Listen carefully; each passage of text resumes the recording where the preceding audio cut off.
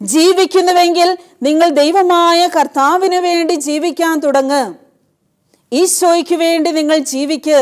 കാരണം ഈ ജീവൻ നൽകിയത് നമ്മുടെ മാതാപിതാക്കളോ നമ്മുടെ മക്കളോ പ്രിയപ്പെട്ടവരോ ആരുമല്ല.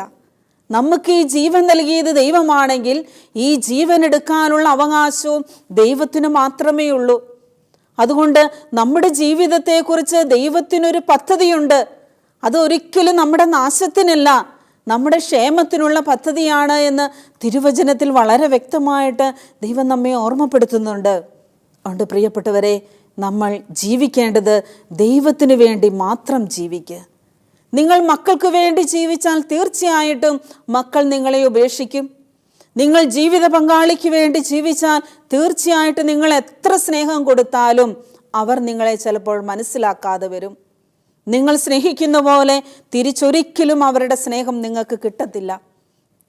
നിങ്ങൾ അവരെ മനസ്സിലാക്കുന്നത് പോലെ അവർ നിങ്ങളെ മനസ്സിലാക്കണമെന്ന് ഒരു നിർബന്ധവുമില്ല. അതുകൊണ്ട് തെറ്റുപറ്റുന്നത് നമുക്കാണ്, നമ്മുടെ ചിന്തകൾക്കാണ്, നമ്മുടെ വിചാരങ്ങൾക്കാണ്. ദൈവത്തിന് ഒന്നാം സ്ഥാനം നമ്മൾ കൊടുത്തുകൊണ്ട് ദൈവത്തിൽ ആശ്രയിച്ച് ജീവിക്കാൻ ഓരോ കുടുംബവും ഓരോ വ്യക്തിയും ജീവിക്കുകയാണെങ്കിൽ തീർച്ചയായിട്ടും നിങ്ങളുടെ ജീവിതത്തിൽ ഈ പ്രത്യാശ കൈവരും. ഈ പ്രത്യാശയിൽ ജീവിക്കാനായിട്ട് നമുക്ക് സാധിക്കും.